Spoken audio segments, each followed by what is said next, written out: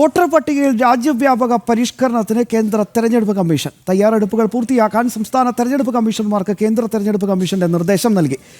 SIR നടപ്പാക്കേണ്ടതിന്റെ schedule പിന്നീട് പ്രഖ്യാപിക്കും. എന്നാൽ കേരളത്തിൽ തദ്ദേശ തെരഞ്ഞെടുപ്പ് നടക്കാനുള്ളതിനാൽ പരിഷ്കരണം നീട്ടിവെക്കണമെന്ന ആവശ്യവും ഉയർന്നിട്ടുണ്ട്. ഇക്കാര്യത്തിൽ ഡൽഹിയിൽ ചേർന്ന യോഗം തയ്യാറെടുപ്പുകളും വിലയിരുത്തി. വിവരങ്ങളുമായി ജിഷ്ണു കൃഷ്ണൻ ചേരുകയാണ്. ജിഷ്ണു, എന്താണ് വിലയിരുത്തൽ?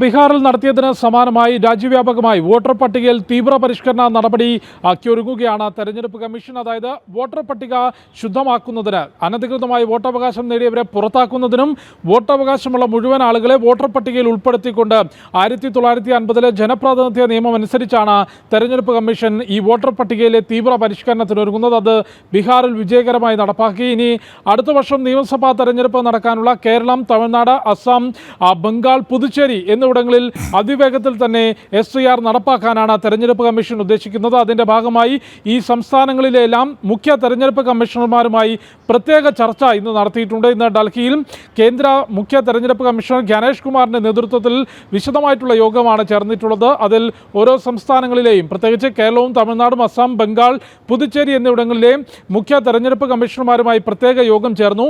ജനുവരി അവസാനത്തോടുകൂടി അല്ലെങ്കിൽ ഫെബ്രുവരി പകുതിക്കുള്ളിൽ തീവ്ര പരിഷ്കരണം പൂർത്തിയാക്കി അന്തിമ വോട്ടർ പട്ടിക പുറത്തിറക്കാനാണ് ഇപ്പോൾ കേന്ദ്ര തെരഞ്ഞെടുപ്പ് കമ്മീഷൻ ഉദ്ദേശിക്കുന്നത്. എന്നാൽ കേരളത്തിൽ ഈ ഒരു കാലഘട്ടത്തിനുള്ളിൽ, അതായത് ഈ ഒരു കാലയളവിനുള്ളിൽ തന്നെ തദ്ദേശ തെരഞ്ഞെടുപ്പ് നടക്കാനുള്ളതിനാൽ ഡിസംബറോടുകൂടി മാത്രമേ അതിൻ്റെ നടപടികൾ പൂർത്തിയാകൂ. അതുകൊണ്ട് അതിനുശേഷം തീവ്ര പരിഷ്കരണ നടപടികൾ ആരംഭിക്കണമെന്ന നിർദ്ദേശമാണ്, എന്ന ആവശ്യമാണ് സംസ്ഥാന മുഖ്യ തെരഞ്ഞെടുപ്പ് കമ്മീഷൻ മുൻപോട്ട് വെച്ചിട്ടുള്ളത്. ഇത് സംബന്ധിച്ചൊരു കത്ത് നേരത്തെ തന്നെ കേന്ദ്ര തെരഞ്ഞെടുപ്പ് കമ്മീഷന് നൽകുകയും ചെയ്തിരുന്നു. അതുകൊണ്ട് ആ വിഷയം സംബന്ധിച്ച്, കേരളത്തിലെ പ്രത്യേക സാഹചര്യം സംബന്ധിച്ച് വീണ്ടും വിശദമായ ചർച്ച നടത്തും. ഒപ്പം തീവ്ര പരിഷ്കരണത്തിൻ്റെ നടപടികളുമായി ബന്ധപ്പെട്ട അതിൻ്റെ സമയക്രമം, പ്രത്യേക ഷെഡ്യൂൾ കൂടി ഉടൻ തന്നെ കേന്ദ്ര തെരഞ്ഞെടുപ്പ് കമ്മീഷൻ പുറത്തിറക്കുമെന്നാണ് മനസ്സിലാക്കുന്നത്. ഏതായാലും സമഗ്രമായ പരിഷ്കരണമാണ്, തീവ്ര പരിഷ്കരണമാണ് രാജ്യത്തെ എല്ലാ സംസ്ഥാനങ്ങളിലും വോട്ടർ പട്ടികയിൽ തെരഞ്ഞെടുപ്പ് കമ്മീഷൻ ഉദ്ദേശിക്കുന്നത്.